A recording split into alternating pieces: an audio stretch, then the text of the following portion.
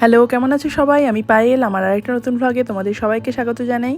তো আজকে শনিবার, উঠে আমি চিকেন রেশমি কাবাবের ম্যারিনেশন শুরু করে দিয়েছি, কারণ কালকে বন্ধুদের সাথে আমাদের পার্কে একটা বারবিকিউ হবে। তো সেখানে আমি রেশমি কাবাব নিয়ে যাব বলেছি। আর আজকে খাওয়া দাওয়া সেরে আমরা বের হবো একটা বিচে। তো ফিরতে হয়তো লেট হবে, তাই জন্য আমি ভাবলাম এখনই ম্যারিনেশন করে রেখে দিয়ে যাই, কারণ পরে আর হবে না, আর কালকে তো করলে আর হবে না ম্যারিনেশনটা। আর এটার কি ম্যারিনেশন যত বেশিক্ষণ থাকবে তত সফট হয় খুব চিকেনগুলো। তো আমি এই ম্যারিনেশনের জন্য ক্রিম চিজ নিয়েছি, ফ্রেশ একটু ক্রিম নিয়েছি, ঝোলানো দই, ধনেপাতা, একটু গোলমরিচ গুঁড়ো, গরম মশলা গুঁড়ো, নাটপেক পাউডার মানে জায়ফলের গুঁড়ো, একটু এলাচের গুঁড়ো, এসব দিয়ে এটাকে আগে ভালো মতো মাখিয়ে নিচ্ছি। আর ওদিকে চিকেনটাকে আমি আধ ঘন্টা থেকে 45 মিনিট আগে লেবুর রস আর গোলমরিচ গুঁড়ো আর লবণ দিয়ে মাখিয়ে রেখেছি। তো এবার চিকেনগুলোকে দিয়ে এই মশলাটার সাথে, যেটা ক্রিম চিজের মশলাটা, সেটার সাথে ভালো মতো মিশিয়ে দেবো। মেন হচ্ছে ক্রিম চিজটা, যেটার জন্যই এত সফট আর এত ক্রিমি একটা টেক্সচার আসে এটার। তো আজকে আমাদের খাওয়া দাওয়ার সেরকম ঝামেলা নেই, কারণ কালকে বন্ধুদের খেতে বলেছিলাম, তো সেই রান্নাই আছে। তো ওই সব খেয়ে আমরা বেরিয়ে যাব। আর এটাকে এখন ফ্রিজে ঢুকিয়ে রেখে দেবো, কালকে যাওয়ার সময় বের করে নিয়ে যাব। যাওয়ার আগে একটু বাটার মিশিয়ে দেবো এর মধ্যে, মেল্টেড বাটার, তাহলেই হয়ে যাবে। তো খাওয়া দাওয়া সেরে এখন বেরিয়ে পড়লাম আমরা। এই জায়গাটাকে তোমরা তো চিনেই গেছো, আমাদের বাড়ির সামনে, পার্কিং থেকে বেরিয়েই জাস্ট। তো এই বিচটা যেতে আমাদের বাড়ির থেকে প্রায় 1 ঘন্টা মতো লাগবে। তো আমরা আসলে একটু পরেই বেরোচ্ছি, কারণ আগে এত রোদ গরম, ওর মধ্যে গিয়ে আর ভাল লাগতো না, তাই জন্য একটু রোদটা যখন পড়ছে বিকেলের দিক করেই যাচ্ছি। আর পৌঁছে গেছি আমরা, কিন্তু রূপম এখনও আসেনি, কারণ গাড়ির পার্কিং পেতে প্রচণ্ড ঝামেলা, মানে প্রচুর ভিড়, কোনো পার্কিং স্পেস ফাঁকা নেই, কিছু নেই। তাই আমাদেরকে নামিয়ে দিল। আমরা এখন হেঁটে সামনের দিকে যাই, রূপম কোথায় পার্কিং পায়, পেয়ে তারপরেও আসবে। আর সামনে দূরের দিকে মনে হয় স্কাল্পচারগুলো আছে, এখান থেকে যদিও কিছু সেভাবে দেখা যাচ্ছে না। আর এখানে দেখুন নাগরদোলা মেলাও বসেছে হবে। আর বিচটা বিশাল বড়, এই বিচটাতেই প্রথমবারই আমরা আসলাম, এর আগে কখনো আসিনি। আর এরকম শেডেড এরিয়া না, আমি এখানে এতগুলো বিচে গেছি, কোথাও এরকম শেডেড এরিয়া দেখিনি, এইটাতেই ফার্স্ট দেখলাম এরকম শেড দেওয়া। তো এই শেডের নিচেও প্রচুর দোকান, বাইরেও প্রচুর স্টল বসেছে, মোটামুটি 75টারও বেশি, 80-90টার মতো স্টল বসেছে। আর লোক এখানে প্রচুর লোক। আর এবার এটা হচ্ছে 20তম অ্যানিভার্সারি এই স্যান্ড স্কাল্পচারের। আসলে আমাদের এখানে 2-3 সপ্তাহ আগে অন্য একটা বিচেও হয়েছিল এই স্যান্ড স্কাল্পচার, কিন্তু আমরা জানতাম না আর কি যে ওটা রোববার অবধিও ছিল। তো আমাদের শনিবারে অন্য একটা জায়গায় যাওয়া ছিল, শুক্রবারে তো হতো না, অফিস ছিল, তো রোববারে ছিল না ভেবে আমরা যাইনি। পরে দেখলাম যে অনেকেই ফটো দিয়েছে যে রোববারেও সেটা ছিল, তারা গেছে, তো সেটা দেখা হয়নি। তো যাই হোক, এবার এটার খোঁজ পেয়ে তাই সাথে সাথেই চলে আসে, এবার এটা মিস করা যাবে না, এটা দেখতেই হবে। তো এই যে 20তম অ্যানিভার্সারি বললাম, তার জন্য এই যে কেকের মতো এটা বালি দিয়ে তৈরি করা, 20 লেখা আর কি, কেক বানানো 20 দিয়ে, 20তম অ্যানিভার্সারি যারা যারা স্পন্সার করেছে কিছু, তাদের সব নাম এর মধ্যে লেখা আছে। তো এখানে যেটা বলছিলাম, প্রচুর লোক আসে, 5 থেকে 7 লাখ মতো লোক আসে নাকি এখানে। আর এই বিচটা তো ম্যাসাচুসেটসে পড়ে, তো শুধু এই স্টেটের না, বিভিন্ন স্টেট থেকে, অন্যান্য স্টেট থেকেও লোক আসে, প্লাস নাকি বাইরের কান্ট্রির থেকেও লোক আসে এটা দেখতে। আর লোক দেখো, পুরো ভিড়ে ভিড়, এত লোক, লোকে লোকারণ্য হয়ে আছে চারিদিক।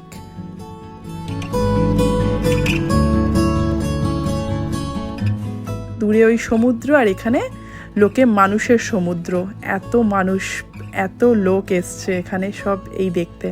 চলো সামনে গিয়ে দেখি কতটা আমরা দেখতে পারি স্যান্ড স্কাল্পচার, আর সেই হিসেবে তোমাদেরকেও আমি দেখাবো কতটা আমরা দেখছি, সেই দেখে তোমরাও দেখবে যে কতটা দেখাতে পারছি আমি তোমাদেরকেও অবশ্যই।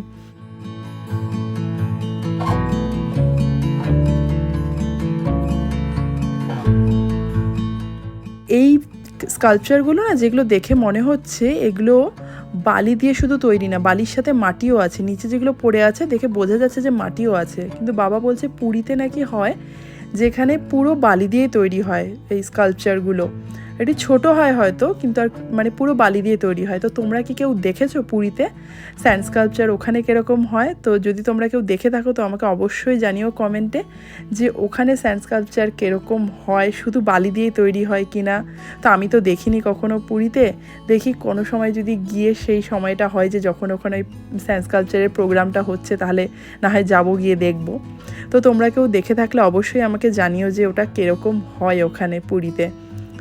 তো এখানে দেখলাম বেশ কিছুক্ষণ হয়ে গেল, তবে যেই কাজগুলো করেছে খুব সুন্দর। প্রচুর একটা বিড়ালের মতো আছে, একটা মাছ আছে, একটা অক্টোপাস আছে, বিভিন্ন ধরনের, খুব সুন্দর, মানে দারুণ সব কাজগুলো। এবার এতক্ষণে রিজুর মুখে হাসি ফুটেছে, কারণ ও আলটিমেটলি যেখানে এসছে বিচে সেখানে এবার এসছে, ওই স্কাল্পচার দেখা শেষ হয়েছে। আর রিদ্ধি এসেই বসে পড়েছে বালি নিয়ে খেলতে, ওর আর কি কাজ। আর রিজু যথারীতি চলে গেছে সোজা সমুদ্রে, জলের মধ্যে। যেই সুইমিং কস্টিউম নিয়ে এসেছি ওটা পরার নাম নেই, সোজা যেই জামাকাপড় পরে এসেছিলো ওটা পরেই দৌড়। তো ওকে যাই ডেকে নিয়ে আসি, ওকে সুইমিং কস্টিউমটা পরে তারপরে ওকে বলি যে জলের মধ্যে নামতে। সুইমিং এর ওটা পরে আয় চল, সুইমিং এরটা পরে আয় চল, সুইমিং এর ড্রেসটা পরে আসবি চল।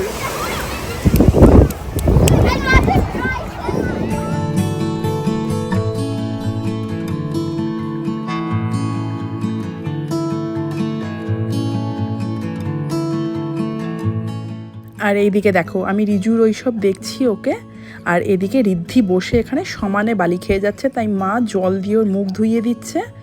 ও কিন্তু দিব্যি খাওয়া দাওয়া সেরে এসছে, কিন্তু এই যে যা পায় তাই মুখে দেয়, তাই বাবা এখন ওর পেছন পেছন।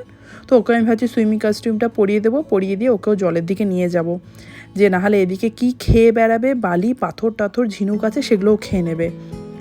তো এবার এই যে রিদ্ধিকে নিয়ে এসি, এখানে এসেও বালি ছুঁড়ে বেড়াচ্ছে, কিন্তু জল দেখে ও এত মজা পেয়েছে, জলের মধ্যে সোজা দৌড়। এই যে জলটা কিন্তু বেশ ঠান্ডা, মানে ভালো ঠান্ডা জলটা।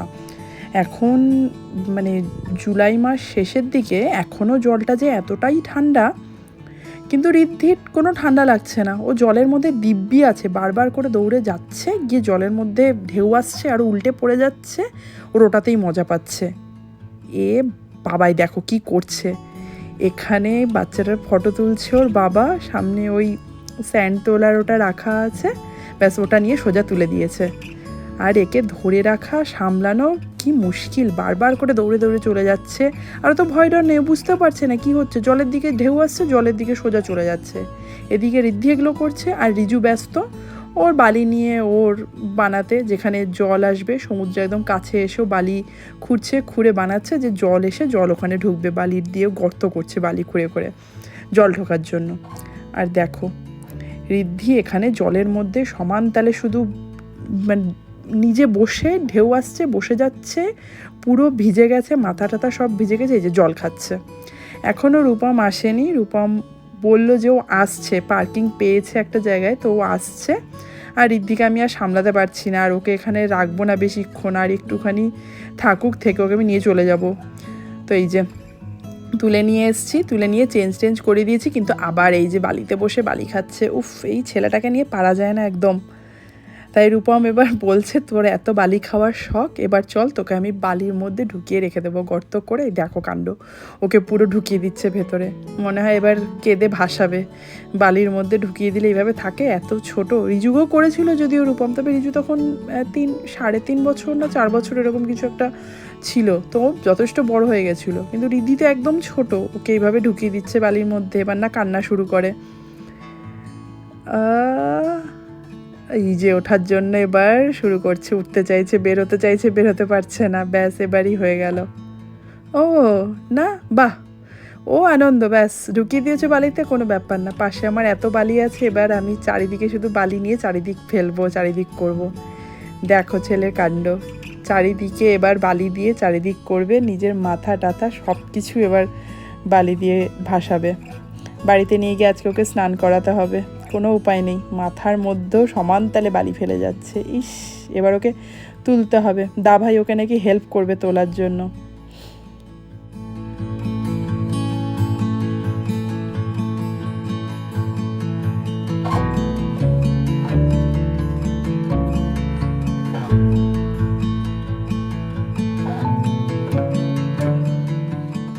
অনেকক্ষণ হয়ে গেল, আর থাকবো না, ঋদ্ধি সমানে বালি খেয়ে যাচ্ছে।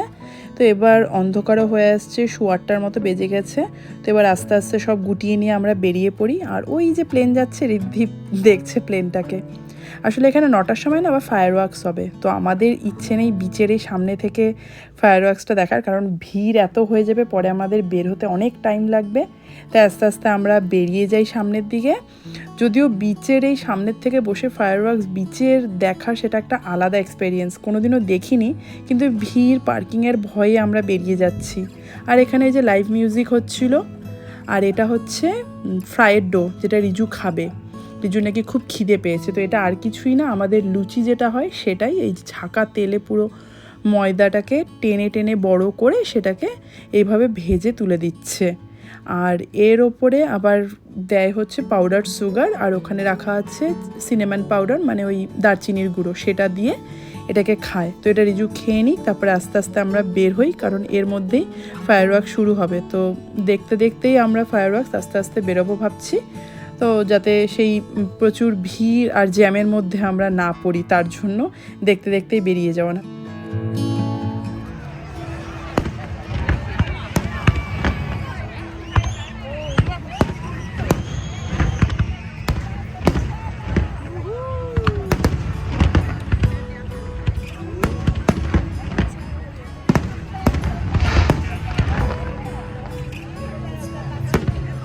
ফায়ার ওয়ার্কস চলছে, বেরিয়ে আসলাম। আর নাগরদোলনাটা তখন যেটা দেখেছিলে, দেখো কি সুন্দর লাগছে দেখতে, এখন রাত্রেবেলা লাইট জ্বলছে, দারুণ লাগছে দেখতে। আর এটার ফাঁক দিয়ে আবার দেখা যাচ্ছে ফায়ার ওয়ার্কস যেটা হচ্ছে সেটা। তো আমরা দাঁড়িয়ে গেছি, মানে যাচ্ছি ঠিকই, যেতে যেতে আবার দাঁড়িয়ে পড়ছি দেখার জন্য। এই যে এখন অনেকটাই চলে এসেছি, আর এখন লাস্ট মোমেন্টে যে প্রচুর লাস্টে একসাথে প্রচুর ফাটায়, তো সেই মোমেন্টটা এখন। তো ওটাও এই রাস্তায় দাঁড়িয়ে দেখলাম আমরা। এখন পার্কিং জাস্ট এই সামনেই করা আছে নাকি গাড়িটা।